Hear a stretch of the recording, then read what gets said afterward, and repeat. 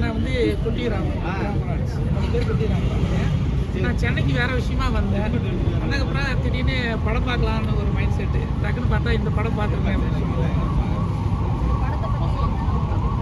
இந்த படத்தை பற்றி நல்லா இருக்குது, ஒன்றும் பிரச்சனை இல்லை, நல்லா இருக்குது. ஆனால் இன்னும் கொஞ்சம் டேரக்டர் இதில் கொஞ்சம் ஒர்க் பண்ணியிருந்தால் இன்னும் கொஞ்சம் சூப்பராக இருந்திருக்கும். இருந்தாலும் பரவாயில்ல, சூப்பர் தான்.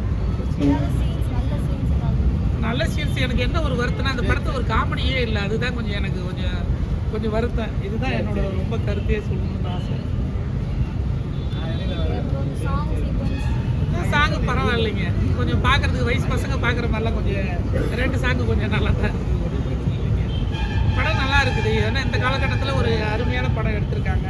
எல்லோரும் வேறு வேறு மாதிரி படம் எடுக்கிறாங்க. இப்போ 20 வருஷத்துக்கு முன்னாடி எப்படி இருக்கும் அந்த மாதிரி ஒரு நல்லா இருக்குது. இந்த காலகட்டத்தில் இந்த மாதிரி நடக்குது. ஆமாம், இது இருக்குதான். ஆனால் வந்து கிராமப்புறங்கள்லாம் கண்டிப்பாக இந்த படத்தில் வர மாதிரி தான் கிராமப்புறத்தெல்லாம் நடந்துக்கிட்டு தான் இருக்குது. சிட்டியில் அது கிடையாது, ஆனால் கிராமத்தில் இது கன்ஃபார்ம் நடந்துக்கிட்டு தான் இருக்குது. இல்லை இதுவே வந்து எங்களுக்கு ஸ்டார்டிங்கில் பார்க்கும்போது எனக்கே பயந்துட்டேன்னா அப்போ குழந்தைங்கள்லாம் அந்த படத்தை பார்த்தா எப்படி பயந்து தான் ஆகுவாங்க.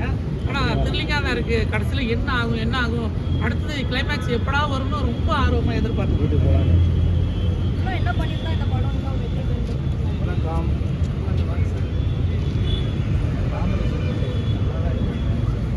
காமெடியே இல்லைங்கிறீங்க.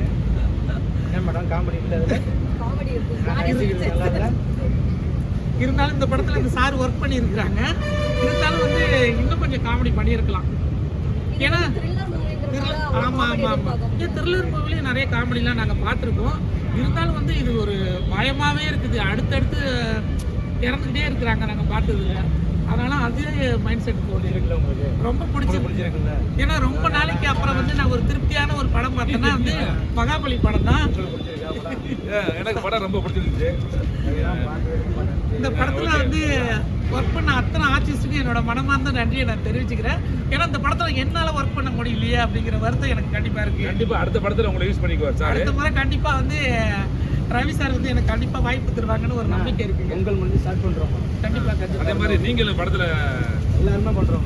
நல்லா பண்ணியிருக்கீங்க. இந்த படத்தை நல்லா பண்ணியிருக்கீங்க. என்னுடைய வாழ்த்துக்கள். அது ஓகே. எல்லாரும் சப்போர்ட் பண்ணுங்க படத்துக்கு. சார் சொல்லிட்டார் படத்தை பற்றி எல்லாத்தையுமே. அதுக்காகவே அங்கே வந்திருக்காரு. இந்த படத்தை பார்க்கறதுக்காக ஊர்ல வந்திருக்காரு. இங்கேருந்து நாங்கள் காட்டுமன்னார் கோயிலேருந்து வந்திருக்கோம் அந்த படம் பார்க்கறதுக்கு. ஆமாம். ஓகே, ரொம்ப நன்றி.